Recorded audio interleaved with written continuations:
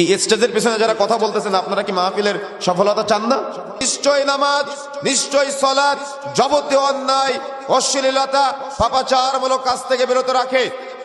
কিন্তু দুঃখজনক হলো সত্য যে মসজিদে সালাত আদায় করে, মসজিদ থেকে বের হয়েই কাপড় টাকুনের নিচে নেমে যায়।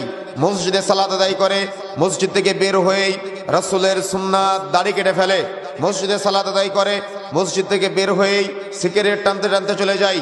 মসজিদে সালাত আদায় করে, মসজিদ থেকে বের হয়েই পানের সাথে জর্দা সেবন করতে করতে চলে যায়। মসজিদে সালাত আদায় করে, মসজিদ থেকে বের হয়েই সুদের লেনদেন করে। মসজিদে সালাত আদায় করে, মসজিদ থেকে বের হয়েই ঘুষের লেনদেন করে।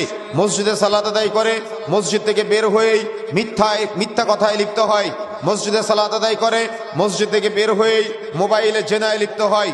মসজিদে সালাত আদায় করে, মসজিদ থেকে বের হয়েই বাড়িতে গিয়ে টিভি সিনেমায় লিপ্ত হয়। তাহলে আপনার এই নামাজ